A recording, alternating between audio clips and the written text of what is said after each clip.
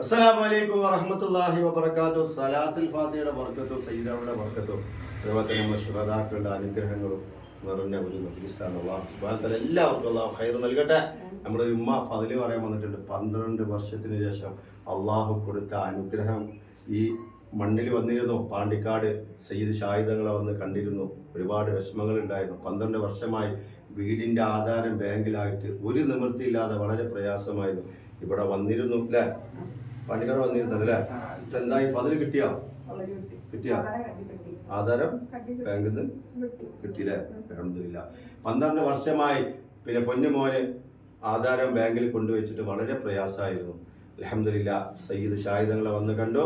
ഇവിടുത്തെ നിർദ്ദേശം സ്വീകരിച്ചു. അൽഹംദുലില്ലാ, ഇപ്പോൾ ആധാരം കരങ്ങളിലേക്ക് അള്ളാഹു എത്തിച്ചു കൊടുത്തിട്ടുണ്ട്. അള്ളാഹു സുബ്ഹാനഹു വ തആല ഖൈറും ബർക്കത്തും റാഹത്തും ഈ കുടുംബത്തിന് അള്ളാഹു കൊടുത്ത് അനുഗ്രഹിക്കട്ടെ. ഈ റഹ്മത്തിന്റെ പത്തിലും അള്ളാഹു അനുഗ്രഹിച്ചവരുടെ കൂട്ടത്തിൽ അള്ളാഹു ഇവരെ നമ്മെ അള്ളാഹു അനുഗ്രഹിക്കട്ടെ.